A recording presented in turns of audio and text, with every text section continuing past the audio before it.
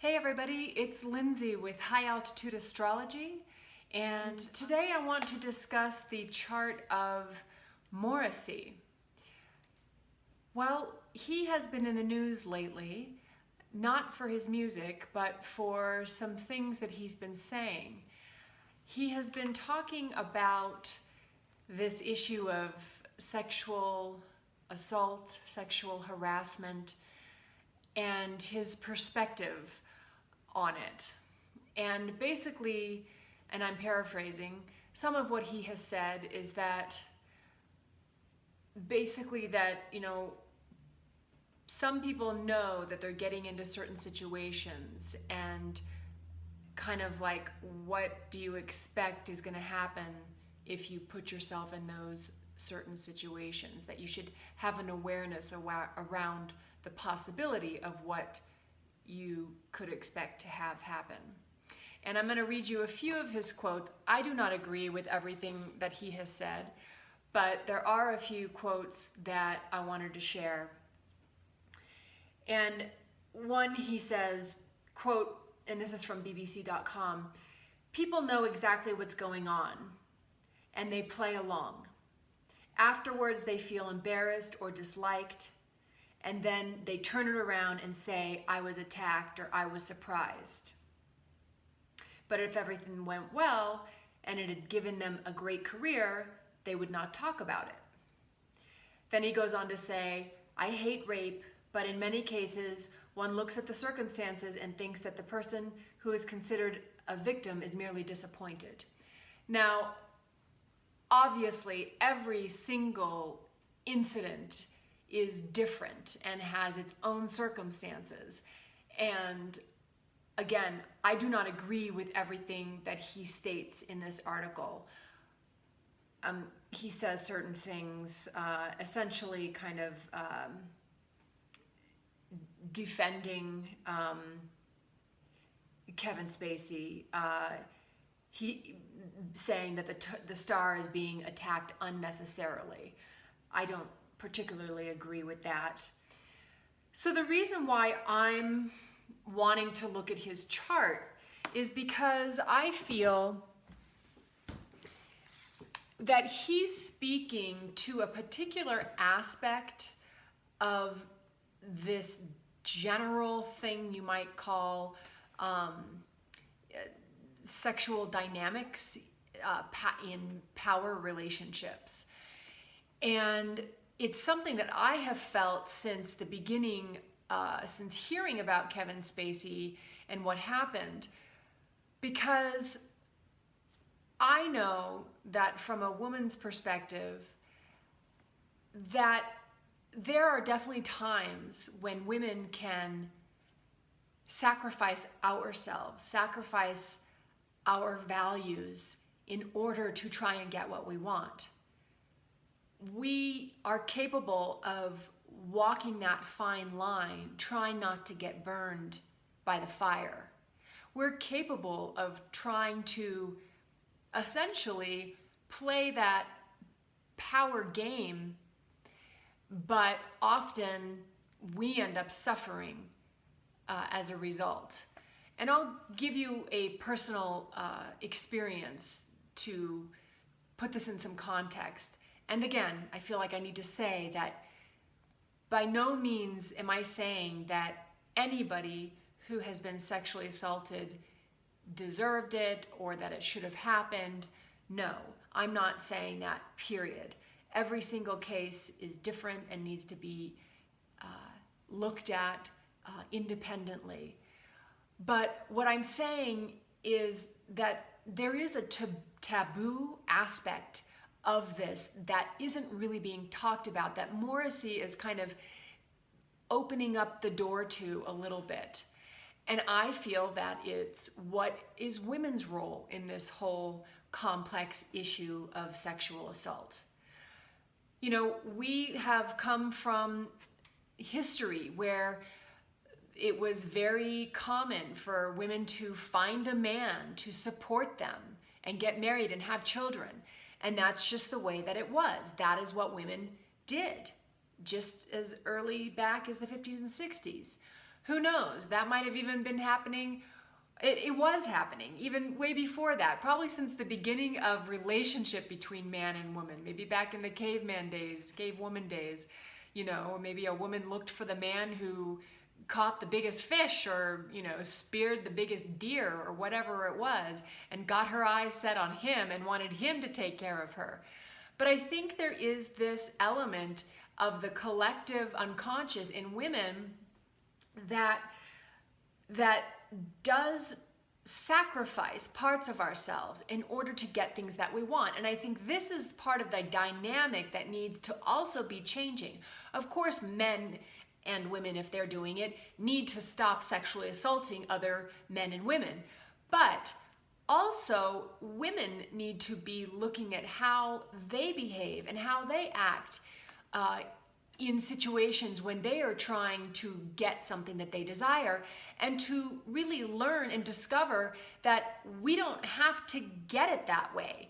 If it causes us to have to sacrifice ourselves, then let's not do that and let's find another path. That's where what I think part of the lesson is here as well. I was gonna tell you about my own personal experience. When I was young, in my late teens, I lived in New York City pursuing a modeling career. And I was did not have a lot of money. I was trying to, become a supermodel. And yes, I made decisions that I thought would advance me. For example, agreeing to go to dinner with a photographer at his house so that he would give me some free pictures for my portfolio.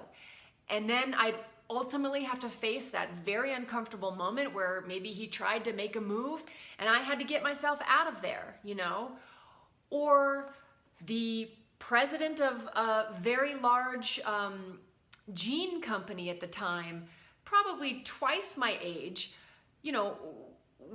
took an interest in me. And of course I'm thinking, wow, I can be the next model for his huge campaign that's on the side of every bus in New York City. And, I kind of allowed myself to go along with this experience for a while until I finally just couldn't take it anymore because it was so uncomfortable and I knew that it was not what I wanted. And of course I was young then, but I think women continue to do it even as we get older. Again, going back to that whole kind of idea of it being ingrained in our collective unconscious of wanting to be provided for.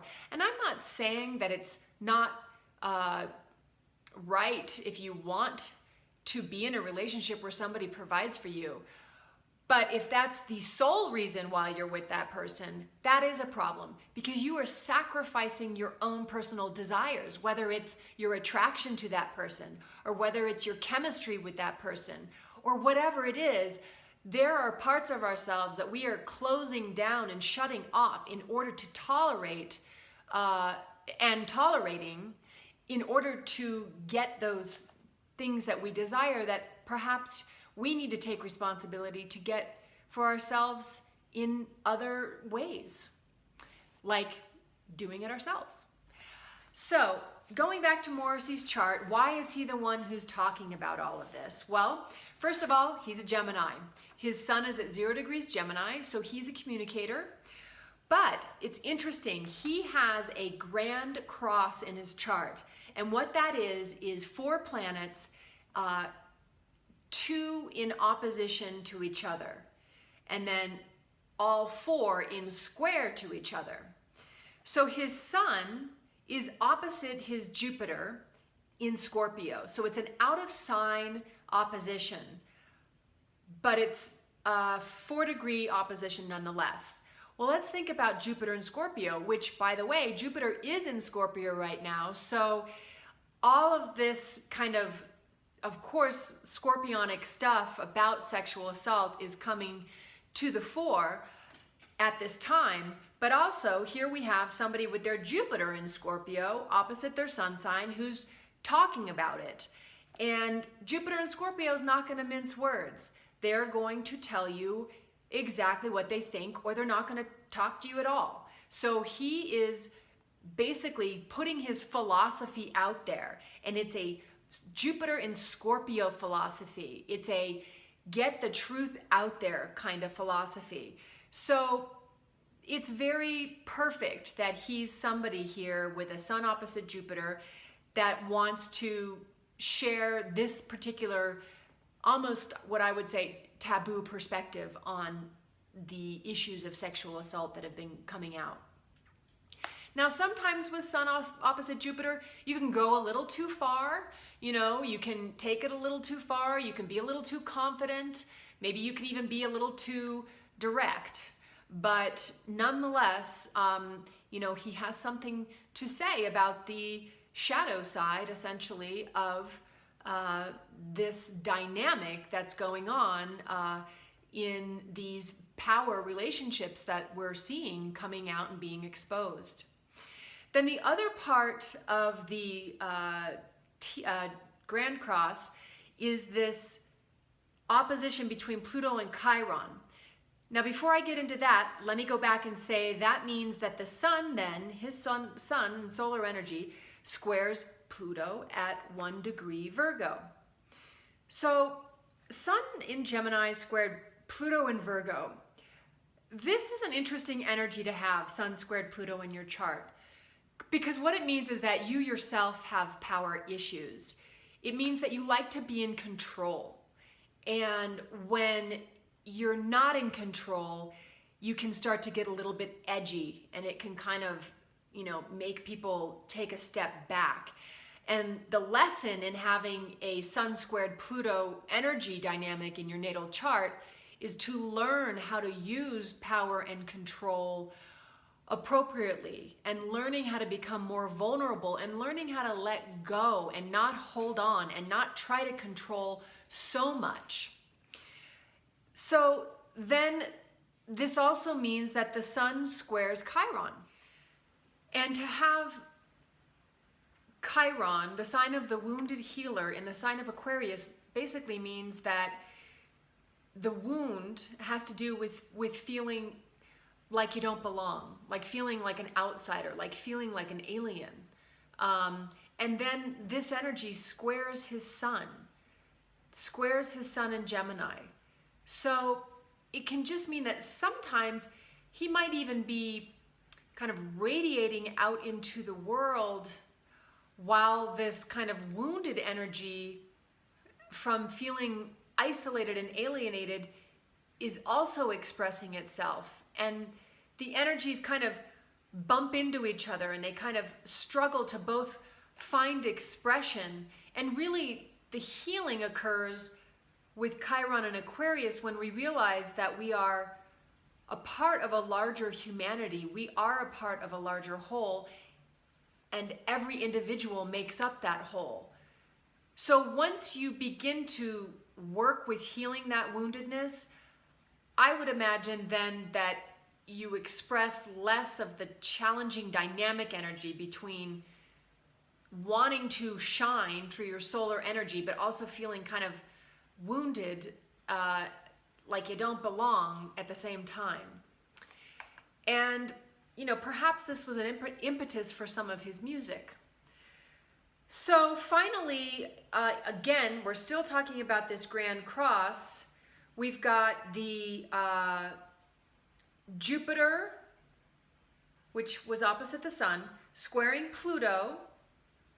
And that just makes somebody who's very powerful, somebody who can really take their ideas and put a lot of energy behind them and a lot of focus behind them and really create.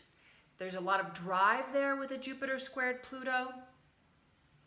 It can also be someone who's quite fanatical about their thoughts and about their beliefs. Jupiter. Pluto's like, this is how it is, you know? So not only does he have Jupiter in Scorpio, but it's squaring Pluto, which rules Scorpio. So that gives him an even more kind of strong, intense, passionate, fanatical perspective about things. And then the Jupiter, of course, squares the Chiron. And a lot of times Jupiter, when it's relating to any planet in the chart, just expands. So it can just mean a few things, that it just makes everything feel bigger and stronger. So the wound might feel bigger and stronger in his life, but it can also mean that there's a way for him to kind of, on some philosophical level, through the process of transforming, through the process of death and regeneration, through the process of letting go, he can begin to feel more of a part of humanity, more of a part of the whole, rather than staying so isolated in that wounded feeling of alienation. So this is the general thing that makes Morrissey so kind of dynamic in his thoughts and the way he expresses himself, and his fearlessness and his boldness and his truthfulness, but a lot of it is sometimes caught up in his own, woundedness and maybe attachment to the way he thinks things are. But he's definitely the person who is out there, saying things. And this also has to do with the fact that his Mercury in Taurus is opposed Jupiter. So again, we have dealing with communication, the way he thinks, the way he expresses himself is opposing Jupiter, his planet, the planet of philosophies and the planet of growth and expansion. So he's just definitely going to have a lot to say. Another indication of that.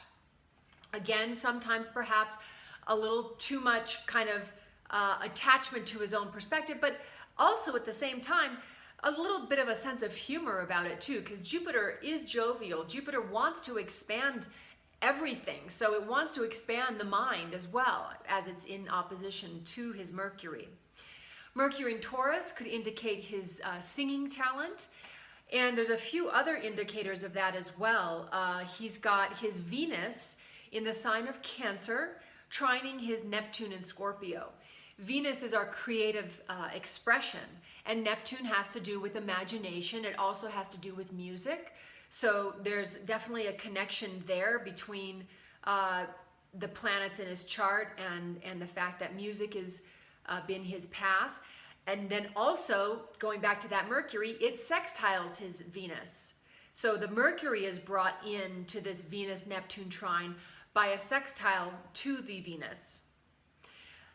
He's got Mars in Cancer, trining his Jupiter. This is going to be that he's really kind of ultimately sort of, even though Mars in Cancer has a lot of maybe intense feelings, and they kind of express their feelings through their actions, and the way they act is very driven by the way they feel, and it's trined by Jupiter. But again, Jupiter being expansion and philosophy, it just means that there is a part of him, even though he feels a lot, that has a way of kind of integrating a philosophical perspective into the way that he asserts himself as well. And again, that philosophy, Jupiter in Scorpio, is quite intense. It's quite real. It's quite determined and to the point about things. And Mars in Cancer trined Jupiter would also just give him a lot of energy to create as well, because Mars is your action energy and your drive, and Jupiter again being the energy of expansion and growth. So let's move on to a few of the current things that are happening in his chart right now. Currently, the Sun is squaring his Pluto. This is something that happens twice a year, so it's not extremely rare, but it's probably making him feel some intense energy that he's wanting to express through his, the way he's sharing.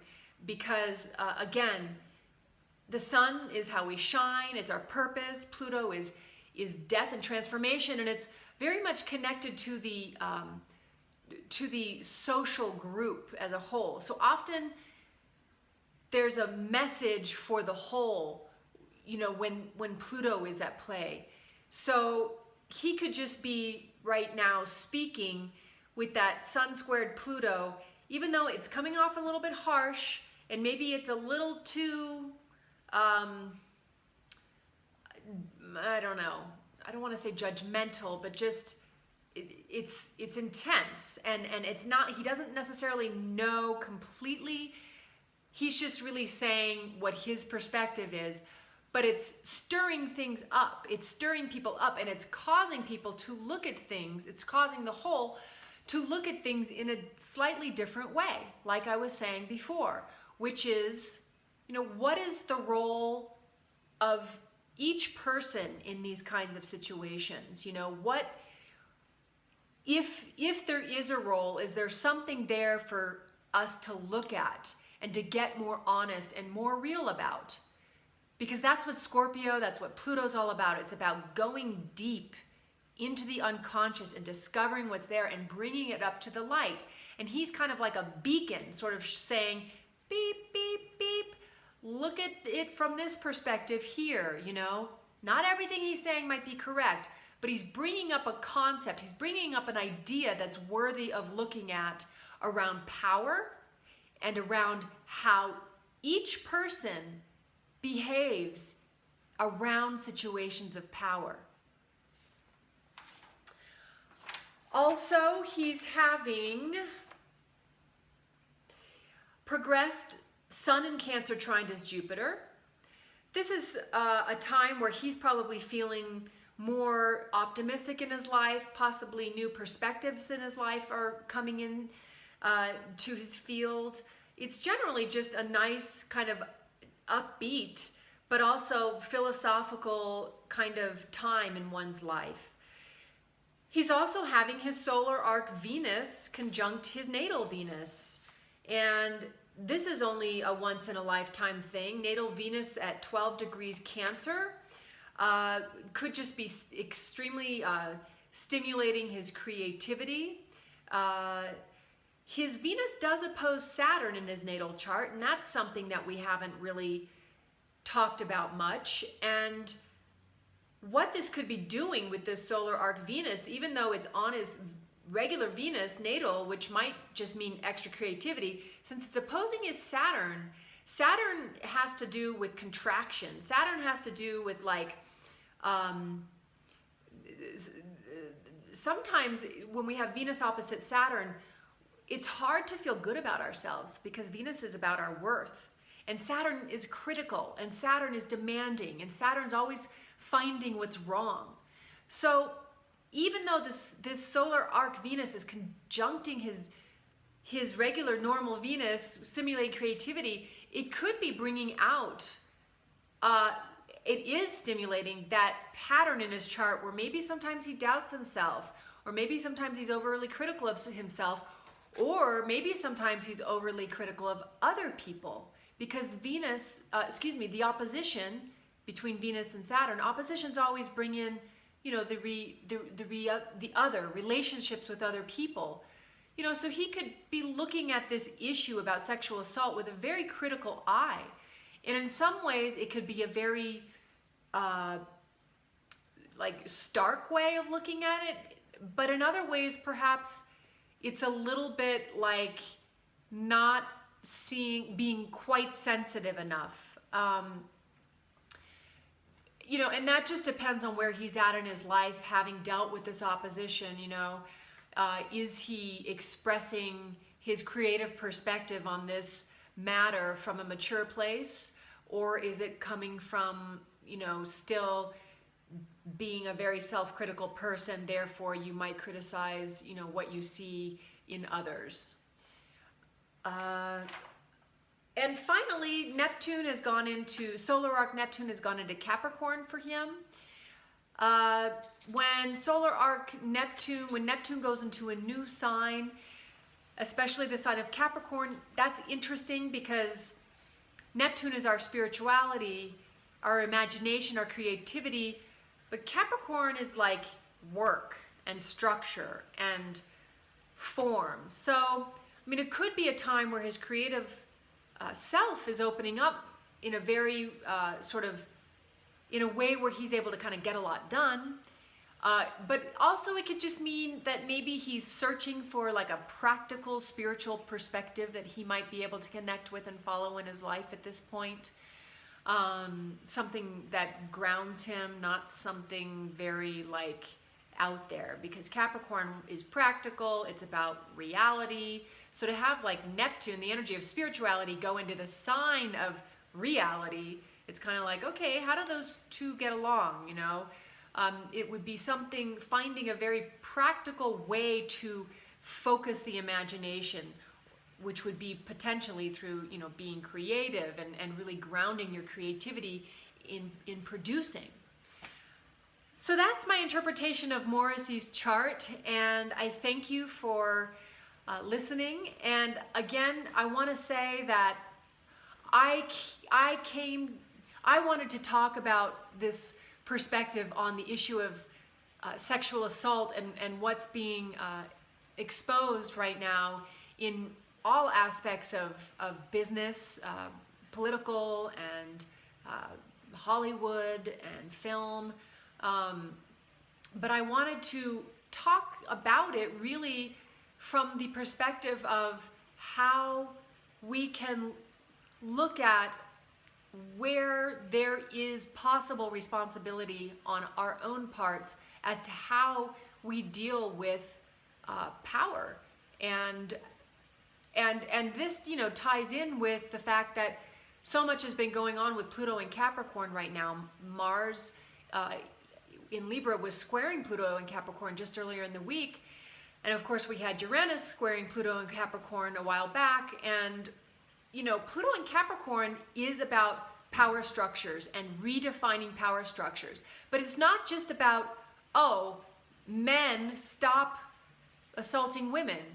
It can also be, and again, I explain my own personal experience with it. It can also be, hey, women, where are we needing to own our power more?